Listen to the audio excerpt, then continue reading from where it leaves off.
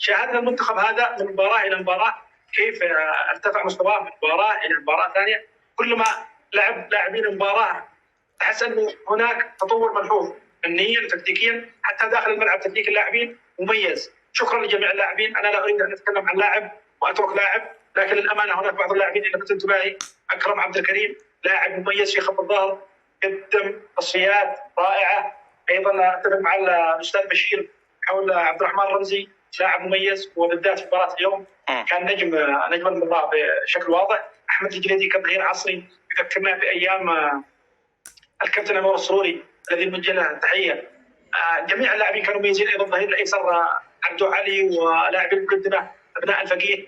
كل الفريق الامانه نشكرهم جميعا ونقبلهم على رؤوسهم، ونتمنى من اتحاد كره القدم ان يهتم بهذا الجيل، وان لا يعني العوده الى اليمن ونجلس الى قبل البطوله باسبوع او شهر ونبدا بتجميع اللاعبين. فهذه اللي شكلها الكابتن هيثم الأصبحي كانت في فترة وجيزة، قدم المطلوب، تأهلنا 5 فوز بنتيجة وعلامة رائعة. الآن القادم هو الأصعب، نهائيات كأس آسيا.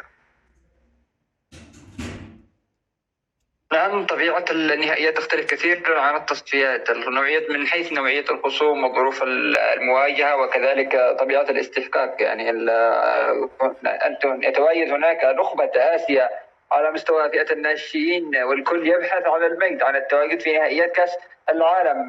نعم، هناك نمتلك جيل رائع، توليفة متناغمة منسجمة قادرة مترابطة. هناك يعني ثراء فني وتكتيكي، هناك موهبة حقيقة وخامة جيدة لأغلب اللاعبين المتواجدين سواء على أرضية الملعب أو على بنك البدلاء. الجيل هذا يحتاج إلى عمل حقيقي من الآن، من هذه اللحظة. رسالة نوجهها للكابتن حسام السنباني في الأمانة العامة في قيادة الاتحاد، أن يكون الإعداد يعني لائقا بهذا الجيل أو بمستوى طموحات الجماهير اليمنية. أيضا يجب أن نحافظ على هذا الجيل من ما أصاب الأجيال السابقة من جزئية الأنانية والأنا.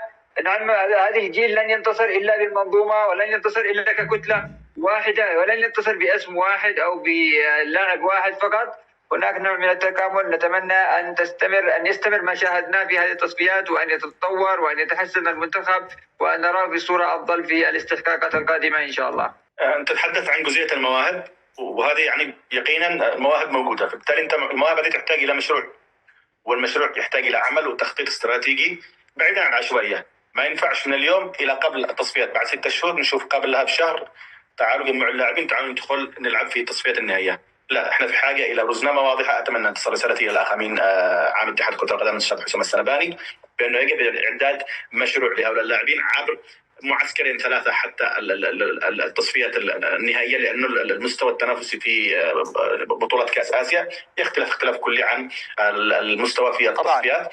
يعني في ظل انعدام منافسه الدوري المحلي لا يمكن يعني قبول ان يعود اللاعبين الى او ان يعود اللاعبون الى اليمن واللي البيوت بدون يعني الانخراط في برنامج معين، بدون خوض اي سباق تنافسي، لا سيما وقد اعلن اتحاد كره القدم بانه سوف يعني يفعل او سيطلق برنامج خاص بدوري الفئات السنيه. نتمنى اذا تم اطلاق فعلا الدوري ان يعود اللاعبون الى الفورمه والمشاركه مع الانديه، ومباريات تجريبيه خارجيه بالامكان في المملكه العربيه السعوديه او في عمان او حتى في اي دوله اخرى من دول الخليج، وبعدها بالامكان عمل معسكر خارجي في جمهوريه مصر العربيه ومحاوله خوض مباريات اعداديه قويه على طراز وهؤلاء اللاعبون وهذه المواهب يحتاجون حاجه ملحه، اعداد متكامل حتى نفرح بتواجد هذا المنتخب في نسخه كاس العالم القادمه في قطر. ايضا يعني الامكانيات موجوده، المنتخب مبشر، المدرب رائع، ولكن كل هذه العوامل لا تلغي اهميه الاستعداد والاعداد الجيد والمثالي. بدلا من نكون على الاحتفالات، لو كنت في محل اتحاد كره القدم لبدات فورا في اعداد خطه جاهزه من اليوم الى شهر ربما 6 أو 7. للامانه يعني جهد واضح للكابتن هيثم الأصبحي، اثمر هذا الجهد. شاهدنا اليوم منتخب مميز، منتخب كان يعني اعتقد الجميع، رغم اني استغرب ان هناك بعض الاصوات التي تقول انه لم نواجه منتخب خصم قادر على ان يعني ان يكون منافس حقيقي. اختلف انا مع اصحاب هذه الرؤيه. طبعا ساعدنا اليوم للامانه، ساعدنا اليوم ان منتخب لاوس عانى من بعد مباراه كردستان، لانه كما تكلمنا قبل المباراه انه لعب مباراه بدنيه بشكل كبير اثرت عليه، وشاهدنا تراجع واضح لمنتخب لاوس، واستطاع منتخب النسور، وكان يفترض ان تنتهي بنتيجه اكبر من هذه، كان المفروض نتيجه قوام او كمبوديا كان حاصلا. شكرا لكابتن هيثم، شكرا للجهاز الفني، شكرا لاتحاد كره القدم.